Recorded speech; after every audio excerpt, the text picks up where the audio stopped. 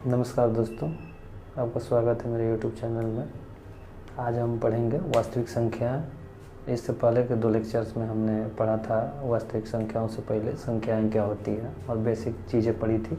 आज हम वास्तविक संख्याएं पढ़ेंगे। वास्तविक संख्याओं में 2 चीज़ें इंपॉर्टेंट होती है, एक होता है यूक्लिड विभाजन प्रमेय का और एक होता है अंकगणितीय आधारभूत प्रमेय। यूक्लिड विभाजन प्रमेय का यूक्लिड एक वैज्ञानिक थे जिन्होंने ये दिया था, जिसे हम यहाँ पे a बराबर बी क्यू प्लस आर लिखते हैं, लेकिन हमारे देश में इसे पहले भाज्य बराबर भाजक गुना भागफल प्लस शेष कहा जाता था। तो इसे इन्होंने भाषा के टर्म में इस प्रकार लिखा कि यदि किसी धनात्मक पूर्णांक a को किसी अन्य धनात्मक पूर्णांक b से विभाजित करने पर r शेष बचता है तो वह सदैव b से छोटा होगा। अब मान लीजिए कोई संख्या लेते हैं, मान लो a बराबर 51 है, b बराबर 15 है, तो इसे भाग देके देखते हैं तो यहाँ शेष 6 आता है जो कि 15 से छोटा है। और यहाँ लेते हैं मान लीजिए आगे 40 6 या कोई भी संख्या लीजिए, तो यहाँ भी देखिए जो रिमाइंडर है वो b से छोटा है, यानी भाजक से छोटा है। तो हम यहाँ कह सकते हैं कि a बराबर बी क्यू प्लस आर, जहाँ r जो होगा वो b से छोटा होगा। कभी कभी r 0 भी हो सकता है, जैसे मान लीजिए अगर हम ये 40 6 ना लेकर यहाँ 10 लेते तो यह 10 से 4 बार में जाता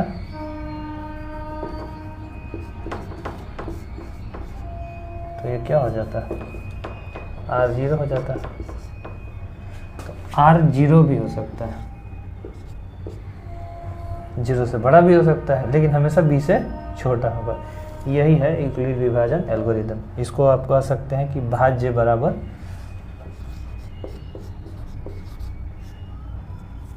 यहाँ इधर लिख लेते हैं, भाज्य बराबर भाजक गुना भागफल प्लस शेष। इसे हम अगले स्लाइड में अच्छे से पढ़ेंगे और इसे एग्जाम्पल से देखेंगे और प्रूव भी करेंगे किस प्रकार यह इसे इस प्रकार हुआ। अब देखते हैं दूसरा अंकगणितीय आधारभूत प्रमेय।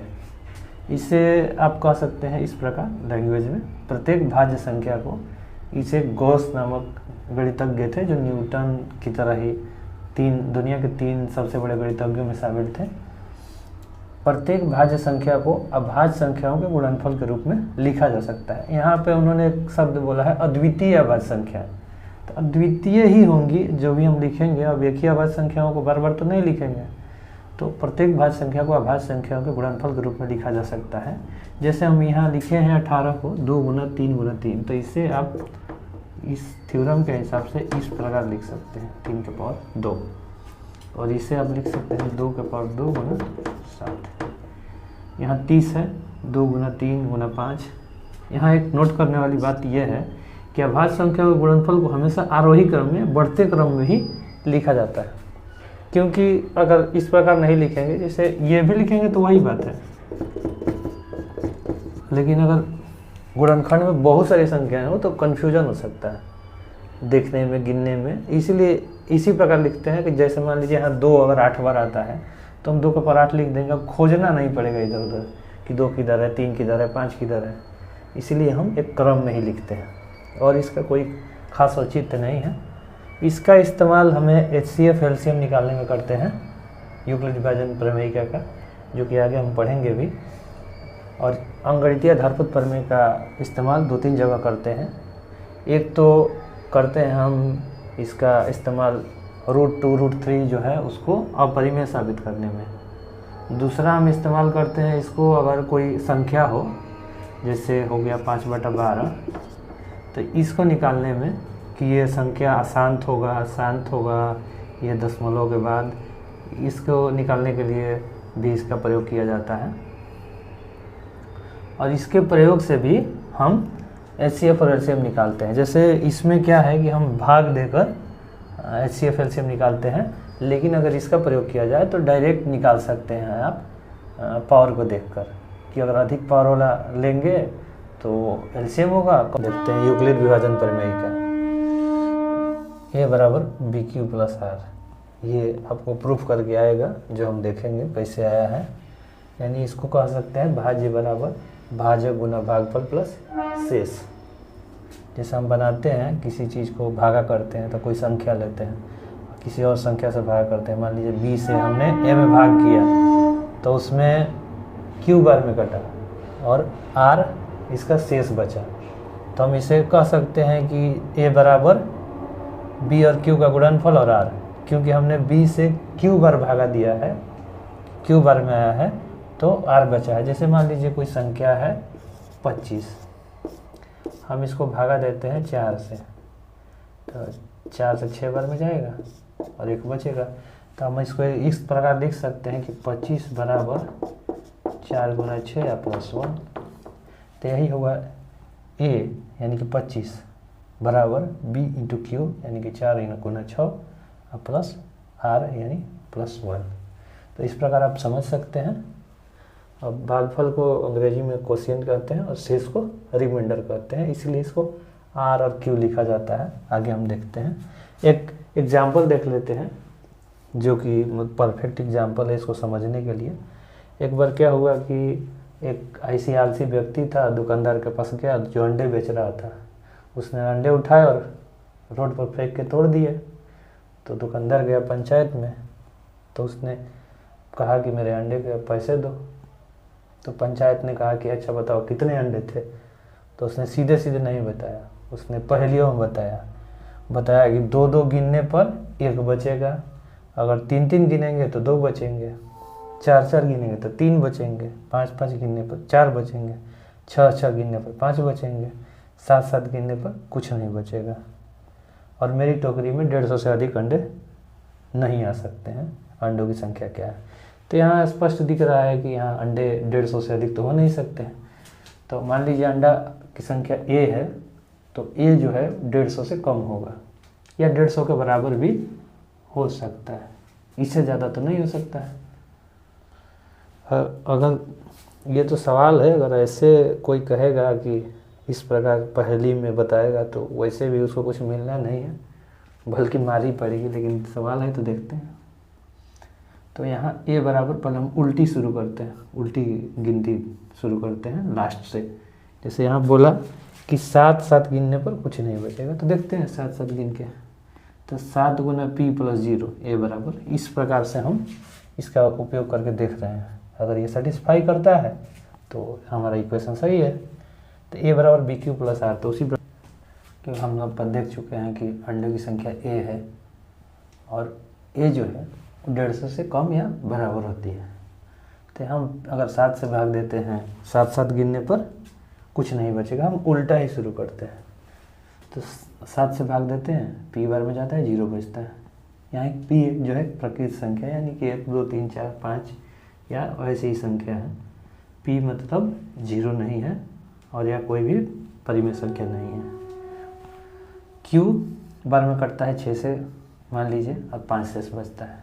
वो इसी तरह q प्रकृत संख्या है, 5 से देते हैं भाग a में तो इस बार में जाता है, 4 से बचता है। 4 से देते हैं तो t बार में जाता है, 3 से बचता है। 3 से देते हैं भाग तो u बार में कटता है और 2 से बचता है। 2 से भाग देते हैं, v बार में कटता है, 1 से बचता है। हम यहाँ सबसे भाग दे के देख रहे हैं, यानी कि 7 जो है या 6 5 4 3 2 जो भी है, ये एक तरह से भाजक है हमारा। जैसे यहाँ b है तो हमने बाद में लिखा है यहाँ b बराबर 7 6 5 4 3 2 हमने लिया है। और P Q R S P Q S T U भी जो भी है, ये भागफल के लिए है, ये भागफल है। और जो ये बचा 0 5 4 3 2 1 ये शेष है। तो यहाँ लिखा है हमने r बराबर 0 5 4 3 2 1 आया है और p बराबर 7 6 5 4 3 2 आया है। प्रत्येक स्थिति में देखते हैं कि b r से हमेशा बड़ा है, क्योंकि इसमें देखिए b 2 है, r 1 है, ये 3 है, ये 2 है। मतलब किसी भी हालत में r जो है b के बराबर भी नहीं हो सकता है और बड़ा भी तो हो ही नहीं सकता है। तो होगा r हमेशा b से छोटा। r जो है वो देखिए यहाँ 0 के बराबर भी है और 0 से बड़ा भी है, 0 से कम नहीं हो सकता है। तो हमको यही साबित करना था। तो अब अगर a बराबर बी क्यू प्लस आर है, देखिए हम बी क्यू प्लस आर होने करके देख रहे हैं, बी और क्यू प्लस आर, a बराबर बी क्यू प्लस आर है, जहाँ r जो है या तो 0 से बड़ा है या बराबर है और b से हमेशा छोटा है। तो ये चीज़ हम प्रूव कर चुके हैं। अब यदि हमें निकालना हो, अब ये क्वेश्चन पर आते हैं। ये तो हुआ हमने इस चीज़ को प्रूव किया कि हाँ ये जो हम माने हैं या दिए हैं, जो भी यूक्लिड विभाजन प्रमेय क्या है वो सही है कि ना, उसको चेक कर लिए। अब इस सवाल का आंसर पे आते हैं। तो यहाँ हम देख रहे हैं कि हमेशा जो है r b से छोटा ही है और एक ही का अंतर है। ये 6 है तो यहाँ 5 है, 5 है तो 4 है, 4 है 3 है, 3 2 है, 2 1 है। इसका तो हम यूज नहीं कर सकते क्योंकि इससे कट जाता है, बाकी से नहीं कटता है। तो इन सब में संबंध है, तो इनके संबंध को देखकर हम 6 5 4 3 2 सबका एलसीएम निकाल सकते हैं। एलसीएम वह सबसे कम या सबसे छोटा नंबर होता है जो इन सभी संख्याओं से कटता हो। तो मान लीजिए 6 5 30 कर लेते हैं, लेकिन इसमें 3 गुना 2 है और इसमें 2 गुना 2 है, यानी कि 2 बार 2 है। तो हम नंबर ले लेते हैं 60, मिनिमम नंबर है, इससे छोटा नहीं संभव है। अब बाद में एलसीएम पढ़ेंगे, इसके बाद एचसीएफ पढ़ेंगे क्या होता है वो समझ लेंगे। लेकिन अभी समझने के लिए इस क्वेश्चन के आंसर के लिए देखिए, अब इससे कटने वाला सबसे छोटा नंबर है 60। 60 देखते हैं। अब एक कम करना पड़ेगा क्योंकि दोनों में एक का अंतर है। तो हम लेते हैं मान लीजिए 59 नंबर।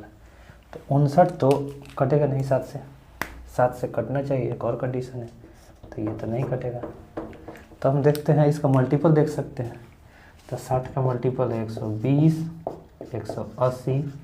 तो 180 तो हो नहीं सकता है क्योंकि हमारे पास ऐसा टोकरी है जिसमें 150 से अधिक अंडे नहीं आ सकते।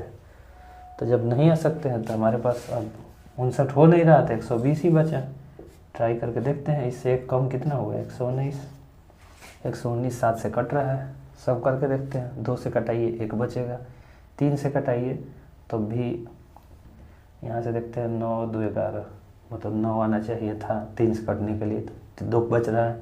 4 से कटाइए तो 3 बचेगा, 5 से कटाइएगा तो 4 बचेगा, 6 से कटाइएगा तो बचेगा यहाँ पे 5, क्योंकि 19 जगह 114 तो 5 बच रहा है। तो हमारा आंसर जो होगा वो 119 होगा। तो इस प्रकार हम इसको बना सकते हैं। तो यहाँ हम देखते हैं 17 6, तो मान लीजिए इसको लेते हैं, तो इसको बनाएंगे 17 बराबर 6 दूना 12 और 12 5 17। तो यहाँ Q जो है 2 है और R 5 है और B के जगह हमने 6 यूज किया है और A बराबर 17 है। हम इसे देख सकते हैं इस प्रकार, A बराबर यानी 17 बराबर 6 गुना 2 प्लस 5, या इसे ऐसे भी कह सकते हैं 6 को यानी B को 2 बार लिया गया है और उसके बाद 5 बचे हैं। अगला देखते हैं 5 बराबर, अब इसको अगर लिखेंगे तो 12 गुना 0 लिखना पड़ेगा क्योंकि एक भी बार में नहीं जाता है। तो यहाँ Q जो है 0 है, बाकी अब लिखने का ज़रूरत नहीं है। यहाँ देखते हैं जो इम्पोर्टेंट है वही लिखेंगे।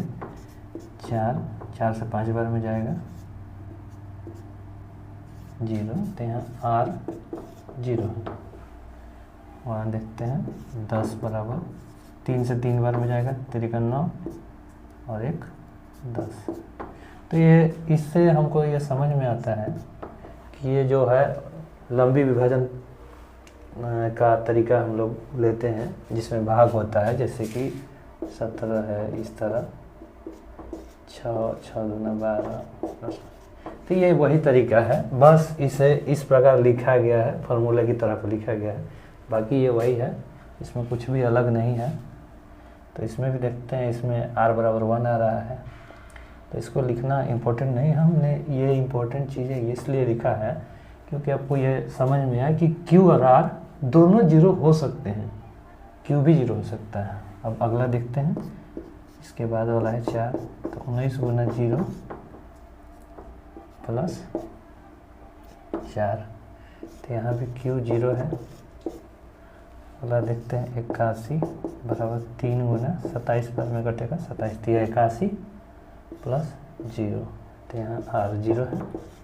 तो इस प्रकार हम देख सकते हैं कि q और r दोनों जीरो हो सकता है। तो वही लंबी विभाजन का तरीका ही है, इसमें और कुछ अलग नहीं है। तो आगे देखते हैं, इसके बाद इसका प्रयोग कहाँ किया जा सकता है हमने तो देख लिया। अब और सवाल देख लेते हैं। देखते हैं यूक्लिड विभाजन प्रमेयिका का प्रयोग कर 4052 और 12576 का HCF ज्ञात करें। इससे पहले कि हम HCF ज्ञात करें, पहले जान लेते हैं कि HCF और LCM क्या है, इसे कैसे निकाला जाता है। तो HCF यानी हाईएस्ट कॉमन फैक्टर, यानी महत्तम सम अपवर्तक। कॉमन मतलब सम, मतलब एक तो सम संख्या होता है, लेकिन यहाँ सम कहने का मतलब है कॉमन है, दोनों में है। अपवर्तक यानी डिवाइजर, जो इसी में भाग लगाता है, अपवर्तक। यहाँ इसे ग्रेटेस्ट कॉमन डिवाइजर या GCD भी कहा जाता है, क्योंकि ये सबसे बड़ा कॉमन डिवाइजर होता है जो दोनों में अवेलेबल हो। तो इसमें देखते हैं HCF कैसे निकाला जाता है। जैसे 40 और 30 का HCF हमको निकालना है, तो इससे पहले गुणनखंड करेंगे। 2 चौका 8 5 40, तोड़ देंगे। इसे और भी तोड़ सकते हैं, अगर इस प्रकार तोड़ना हो तो इसे कह सकते हैं 2 गुना 2 2 दूनी 4 और 4 5 20 और 2 40। इसे इस प्रकार भी कह सकते हैं, लेकिन हम पहले लिखते हैं छोटे संख्या को इसमें, ताकि कन्फ्यूजन ना हो। इस प्रकार देख सकते हैं। तो ये देख रहे हैं कि 40 बराबर 2 गुना 2 गुना, तो 2 जो है 3 बार आ रहा है और 5 जो है 1 बार आ रहा है। इसको इस प्रकार भी लिखा जा सकता है। इसमें सभी संख्याएं 1 बार आ रही हैं, तो इसमें किसी तरह का लिखने का कोई ज़रूरत नहीं है। अब इसमें देखिए, इसमें कॉमन क्या है। अगर HCF निकालना हो तो क्या करेंगे, HCF ऑफ 30 और 40, 40 कॉमन 30, तो इसे इस प्रकार निकालेंगे। तो इसमें 2 कॉमन है, 2 ले लेंगे। इसमें क्या है, 5 कॉमन है, 5 ले लेंगे, 10। एक तो ये तरीका होगा, और दूसरा तरीका ये होगा कि सबसे कम पावर लेंगे। तो इसमें सबसे कम पावर क्या है, 2 का 1। HCF में कम पावर लिया जाता है, LCM में सबसे अधिक पावर लिया जाता है। तो 2 का लीस्ट पावर है 2 का पावर 1, और 5 का भी 1, क्योंकि 5 तो दोनों में 1 ही बार आया है। तो HCF हो गया 10। इसमें देखते हैं 18 और 12 में, इसमें 3 इसमें भी है, 3 इसमें भी है, 2 इसमें भी है, 2 इसमें भी है, और तो कोई कॉमन है नहीं। तो HCF ऑफ 18 और 12 होगा 2 गुना 3, 6 हो जाएगा। इसे आप इस तरह भी लिख सकते हैं कि 2 का पावर 1 गुना 3 का पावर 2, और इसे लिख सकते हैं 2 का पावर 2 3 का पावर 1। तो इसमें भी वही देखा जाता है। अगर हम देखते हैं सबसे 2 का छोटा पावर तो 1 है, और 3 का सबसे छोटा 1 है, तो 2 गुना 3 6। यही हम LCM निकालेंगे। तो यहाँ हम देखते हैं सबसे अधिक पावर क्या है। यहाँ लघुत्तम सम अपवर्त है। अपवर्त मतलब होता है मल्टीपल। तो ऐसा संख्या लेना है जो वह संख्या जो इन दोनों से कट जाए, तो इसमें सबसे अधिक का पावर लेना पड़ता है। जैसे अगर इसी का LCM निकालते हैं, LCM ऑफ 40 कॉमा 30, तो इसमें हमको लेना पड़ेगा 2 का सबसे अधिक पावर, जो कि 2 का पावर 3 है। तो लेते हैं 2 का पावर 3, और 3 भी लेना पड़ेगा। दोनों में नहीं है, लेकिन किसी ना किसी में तो है, तो 3 भी लेना पड़ेगा। और 5 जो है, 5 का सबसे अधिक पावर 1 ही है, तो इस प्रकार लेंगे।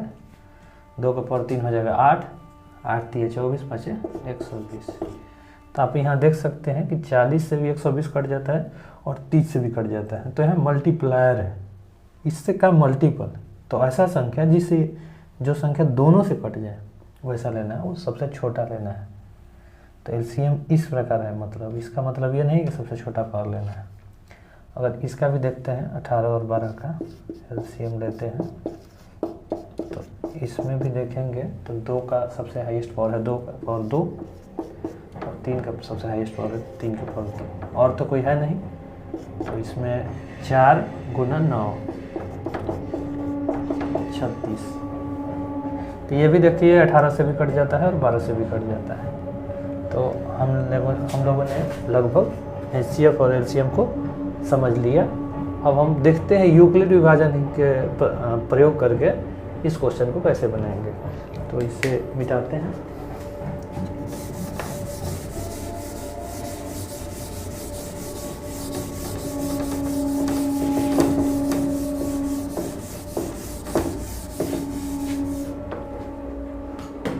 तो हम देखते हैं 40 बावन 12,576। तो ये 4,000 बावन छोटा है। देखते हैं पहला चरण तो यही है कि सबसे पहले देखा जाता है कि इसमें दोनों नंबर में छोटा कौन है। मान लीजिए 40 बावन है, ये 12,576 से छोटा है। तो जो छोटा है उससे बड़े में भाग दिया जाता है। तो मान लीजिए हम भाग देते हैं इसको 12,576 इससे। तो 4,000 है, 3 बार में जाएगा। तो 12,000 2 तिया 6 5 तिया 15 12,156। 6 से 6 घटेगा 0, 7 में से 5 घटेगा 2, 5 में से 1 घटेगा 4, ये नहीं बचेगा कुछ। अब इसको यहाँ लिखेंगे, इसका यही तरीका है 4,052। तो यहाँ से देखते हैं 4 9 36, 0 2 9 18 और 4 9 36 1 37। ज़्यादा से ज़्यादा 9 बार ले जा सकते हैं, 2 बचेगा, 5 नहीं घटेगा तो 15 में से 8 7, 9 में 7 घटा 2 और ये कुछ भी नहीं बचेगा। और इसको फिर से यहाँ लेंगे और इसी प्रकार ये प्रोसेस चलता रहेगा जब तक कि कोई ऐसी संख्या ना है जहाँ रिमाइंडर 0 हो जाए। तो यहाँ एक ही बार में जाएगा। तो यहाँ घटाते हैं 8 बचेगा, 4 बचेगा और 1 बचेगा। फिर से लेते हैं, ये भी एक ही बार में जाएगा। तो बचेगा यहाँ 4 2 1। फिर से लेते हैं इसको, ये भी एक बार में जाएगा। तो यहाँ बचेगा 24। अब 24 बचा, फिर से 124 लेंगे। तो यहाँ 24 5 है 120, 5 बार में कटेगा। यहाँ 4 बचेगा, फिर से 24 लेंगे। तो 4 से 24 कट जाएगा। यहाँ 4 से 24 0, यहाँ कोई भी संख्या नहीं बचेगा। तो हमारी संख्या मिल गई। फाइनल प्रोडक्ट जो है 4 जिससे कटा है वही HCF है, यानी कि कोई ये दोनों संख्याएं 4 से कट जाएंगी। अगर प्रोसेस से लिखेंगे A बराबर BQ प्लस R की तरह, तो हम यहाँ A लेते हैं 12,576। अब हमारे पास ये रेफरेंस की तरह हो गया। डायरेक्ट भी लिख सकते हैं या इसमें से भी लिख सकते हैं। हम दोनों तरह से देखते हैं। जैसे हम डायरेक्ट लिखते हैं 4,052 A बराबर BQ कितनी बार में गया, 3 बार में। R कितना होगा, यहाँ से उठा के लिख लीजिए 420। अब फिर अगली बार क्या करेंगे, इसको लेंगे, इसको यहाँ लेंगे 4,052 420 इससे कितनी बार में गया, 9 बार में। कितना बचा, 272, यहाँ 272। अब इसको लेंगे फिर से 420 272 गुना 1 प्लस 148। अब फिर से लेंगे 272।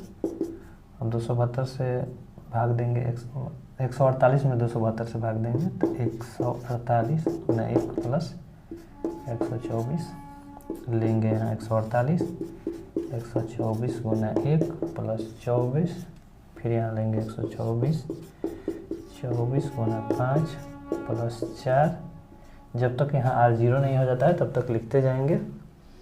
फिर लेंगे 24 4 गुना 6 प्लस 0, यहाँ R 0 हो गया तो HCF जो है हमारा अंतिम का भाजक हो जाता है। जो अंतिम भाजक आता है जहाँ आर जीरो होता है वही हमारा HCF होता है। तो लिखेंगे HCF ऑफ 4052 तथा 12576 बराबर 4। तो हमारा ये आंसर आ गया। अब इसे लिखेंगे, देखते हैं कैसे लिखें हम। ये देखिए 12576 4052 गुना 3 प्लस 420, फिर 4052 लेंगे 420 गुना 9 प्लस 272, फिर इसको लेते हैं 420, इसको यहाँ से उतार देंगे यहाँ पे 420 बराबर 272 गुना 1 प्लस 148, फिर इसको लेंगे 272 बराबर 148 गुना 1 प्लस 124, फिर इसको यहाँ उतारेंगे 148 बराबर 124 गुना 1 प्लस 24। फिर आगे हम देखते हैं, इसको लेंगे 124 बराबर 24 गुना 5 प्लस 4। अब यहाँ देखते हैं 24 बचा, तो 24 बराबर 4 गुना 6 प्लस 0। अब रिमाइंडर 0 हो गया तो हमारा HCF 4 आ गया। अब हम आगे क्वेश्चन देखते हैं। उदाहरण 2, दर्शाइए कि प्रत्येक धनात्मक समपूर्णांक 2q प्लस 2q के रूप का होता है तथा प्रत्येक धनात्मक विषम पूर्णांक 2q प्लस 1 के रूप का होता है जहाँ q कोई पूर्णांक है। ठीक, तो हम देखते हैं इसके लिए हम मान लेते हैं, माना कि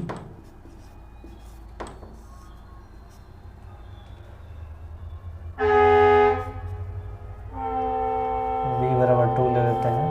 2q कर रहा है यानी कि b की जगह हम 2 ले सकते हैं। b बराबर 2 लेते हैं, माना कि b बराबर 2, तो क्या हो जाएगा, तो हो जाएगा a बराबर होता है BQ प्लस R, तो BQ की जगह 2Q हो जाएगा, 2Q प्लस R।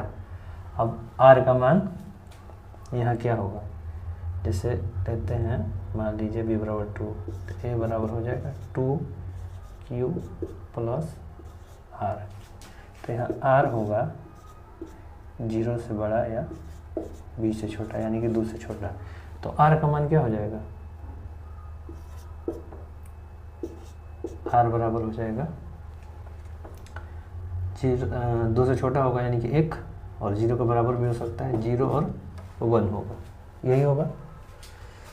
तो हम आगे देखते हैं, R बराबर 0 1 हो गया, तो अगर हम इसके जगह पर 0 रखते हैं तो 2Q प्लस 0 यानी कि 2Q, और अगर 1 रखते हैं तो 2Q प्लस 1।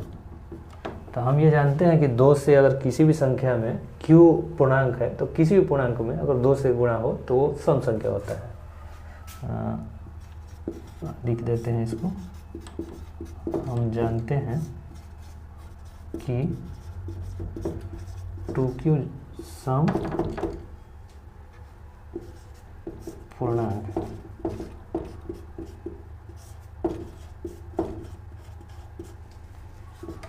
अगर हमने ये जान लिया कि 2q एक सम पूर्णांक है, तो और कोई भी धनात्मक संख्या है तो या तो वो सम होगी या विषम होगी। तो जब 2q सम हो गया तो बची हुई संख्या विषम होगी कि सम में 1 जोड़ने पर विषम ही आता है। अतः 2q प्लस 1 एक धनात्मक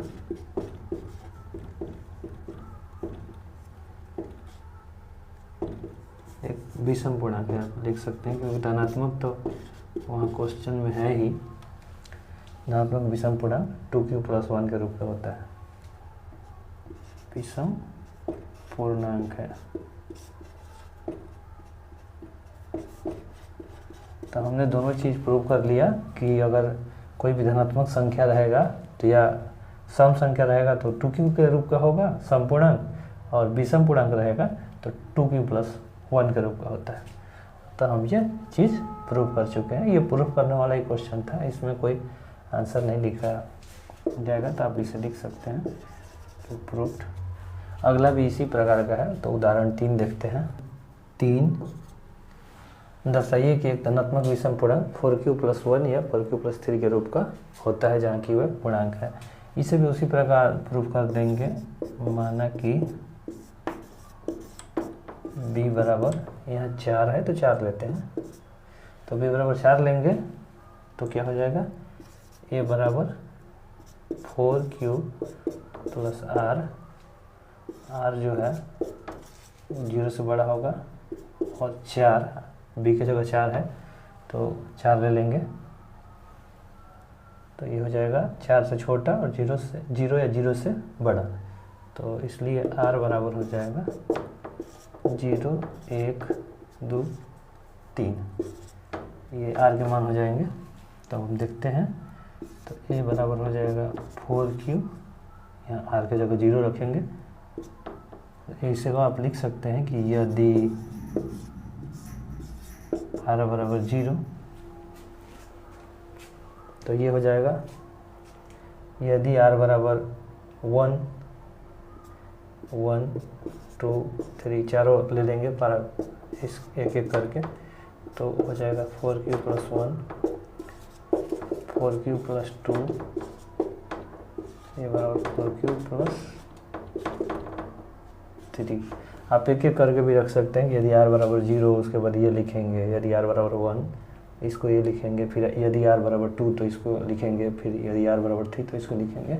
मैंने एक ही बार में सब कुछ लिख दिया है, आप अब इसे अपने हिसाब से कर सकते हैं। तो यहाँ देखते हैं कि a बराबर 4q और a बराबर 4q प्लस 2 सम है, क्योंकि 4 सम संख्या और इससे किसी भी संख्या में गुणा करेंगे तो वो सम ही होगा, और इस सम में सम संख्या जुटेगा तो वो भी सम ही होगा।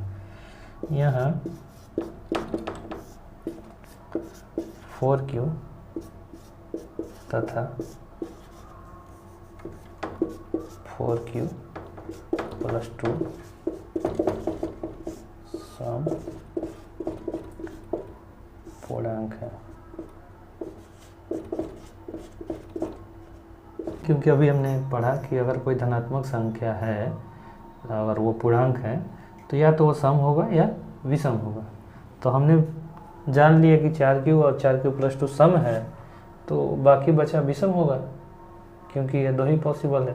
तो अगर सम में 1 जोड़ते हैं तो विषम होगा, सम में 3 जोड़ते हैं तो वो भी विषम होगा। तो हम ये कह सकते हैं कि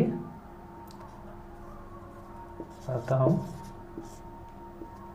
कह सकते हैं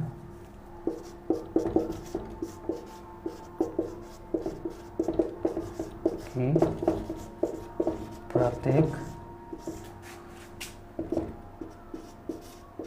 विषम पूर्णांक 4q प्लस 1 या 4q प्लस 3 के रूप का होता है। तो हम ये साबित कर दिया, इसे आप लिख सकते हैं रूट। हम देखते हैं उदाहरण 4, जो कि इस क्लास का आखिरी क्वेश्चन होगा। इसके बाद अगले क्लास में हम प्रश्नावली 1.1 देखेंगे। तो देखते हैं, एक मिठाई विक्रेता के पास 420 काजू की बर्फियां हैं और 130 बादाम की बर्फियां हैं। अलग अलग तरह की बर्फ़ी हैं।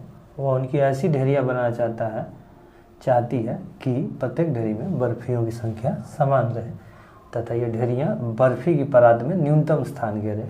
इस काम के लिए प्रत्येक ढेरी में कितनी बर्फियाँ रखी जा सकती हैं।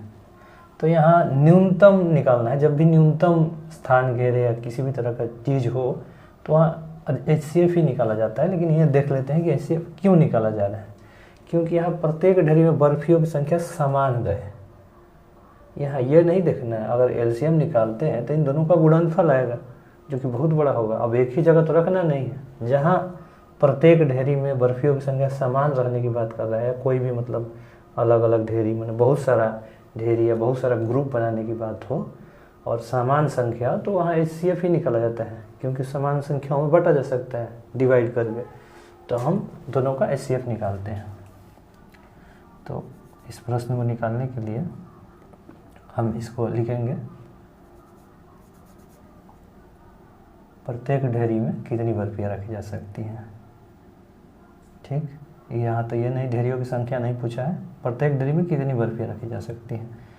तो यहाँ लिखेंगे सीधे प्रत्येक ढेरी में बर्फियों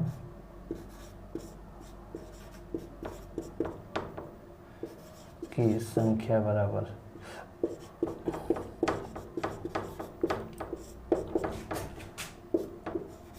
HCF ऑफ 130 420। तो हम यहाँ देखेंगे छोटा संख्या 130 है तो उससे 420 में भाग देंगे। तो हम भाग दे लेते हैं। 13 3 39 बचेगा 30 30 चौका 120 बचेगा 10 10 30 खत्म। तो यहाँ HCF आ गया 10। तो यहाँ निकालेंगे उस विधि से। तो लिखेंगे हम 420 बराबर 130 गुना 3 प्लस 30। ये यूक्लिड विभाजन एल्गोरिथम का तरीका है, बराबर बी क्यूब का सार। तो उस तरीके से हम देखते हैं। 30 चौक 120 10 30 बराबर 10 गुना 3 प्लस 0। तो हो गया कितना हुआ HCF बराबर हो गया 10। तो हम लोग का आंसर जो है 10 आया है। मतलब प्रत्येक ढेरी में 10 बर्फियाँ रखी जा सकती है। अब इसे हम लिखना चाहें विस्तार से तो इस तरह भी लिख सकते हैं कि चूँकि यहाँ न्यूनतम ढेरियों की संख्या न्यूनतम स्थान घेरने की बात कर रहा है और ढेरियों में बर्फियों की संख्या समान रहे, तो हम यहाँ HCF निकालेंगे। लेकिन उतने लिखने की ज़रूरत नहीं है, यहाँ डायरेक्ट भी बनाया जा सकता है। तो इसी के साथ आज का क्लास यहीं पर ख़त्म करते हैं। अगले क्लास में हम प्रश्नावली 1.1 देखेंगे और उसके बाद प्रश्नावली 1.2 देखेंगे और इसी प्रकार 1.4 तक देखते जाएंगे हम। इस चैप्टर में 1.4 तक ही है और उसके बाद अलजेब्रा है जो कि चैप्टर 2 से शुरू होता है। यहाँ देखने वाली एक बात ये है कि आप नए NCERT में देखेंगे तो उसमें ये क्वेश्चन शायद नहीं दिए हुए हैं। वहाँ पे 2 ही एक्सरसाइज है। एक जो इसमें 1.2 दिया है उसमें वो सीधे 1.1 के नाम से है, और ये जिसमें 1.3 है वो 1.2 के नाम से है, और 1.4 भी नहीं है, 1.1 भी नहीं है। केवल 2 एक्सरसाइज हैं। इसमें फर्स्ट चैप्टर में 22 पेज है और उसमें 12 ही पेज है। तो आप देख लीजिएगा कौन सी NCERT आप फॉलो करते हैं। अगर आप नई वाली NCERT फॉलो कर रहे हैं तो आप वही क्वेश्चन देख लीजिएगा जो आपके किताब में है। अब मन है तो ऐसे देख लीजिए, सीखने के लिए अच्छा रहेगा। हो सकता है अब सिलेबस चेंज हुआ है तो एग्ज़ाम में उतना रिलेवेंट ना हो, लेकिन सीखना हमेशा अच्छा रहता है। अगर आप कंप्लीट बनाना चाहते हैं, 100% परफॉर्म करना चाहते हैं, क्योंकि सिलेबस हटा देने के बाद भी कई बार क्वेश्चन पूछ लिए जाते हैं। तो ठीक है, चलिए अगला क्लास में मिलते हैं। बाय।